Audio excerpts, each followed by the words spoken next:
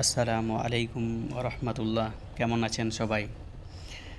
বের হয়ে পড়লাম প্রতিদিনের মতো শহর হইতে অনেক দূরে, এই এক শান্ত সবুজের রাজ্য। আর আমি এই পথের একজন নিয়মিত যাত্রী। এখানে রাস্তা যেমন গল্প বলে, দুই পাশে ধানের ক্ষেত, উপরে গাছের ছায়া, আর দুধারে অজানা গন্তব্যের ডাক।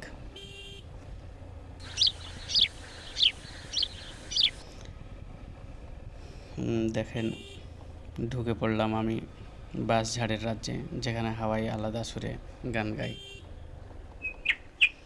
প্রকৃতির এই ক্যানভাসে মানুষের হাতে আঁকা সবুজের শিল্প, এই দৃশ্য মন ভরিয়ে দেয়।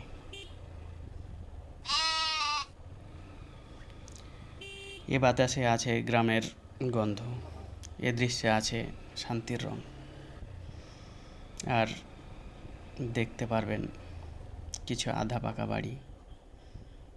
আর এ পথ ধরে যেতে যেতে দেখতে পারবেন কিছু মাটির বাড়ি, যেগুলো মোটামুটি বিলীন আমাদের গ্রামীণ ঐতিহ্য থেকে।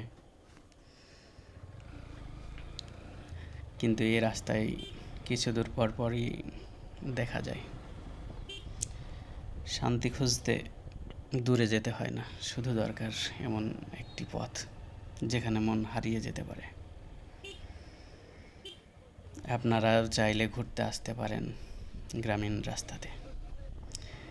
এ পথ দিয়ে নিয়মিত যাতায়াত করি আমি, কিন্তু আজ মনে হলো আপনাদের দেখাই পথটা। কেমন লাগলো জানাবেন। আর এ ধরনের ভিডিও ভালো লাগে কিনা বা দেখতে চান কিনা জানাতে পারেন। ভালো লাগলে সাথে থাকবেন। আল্লাহ হাফেজ।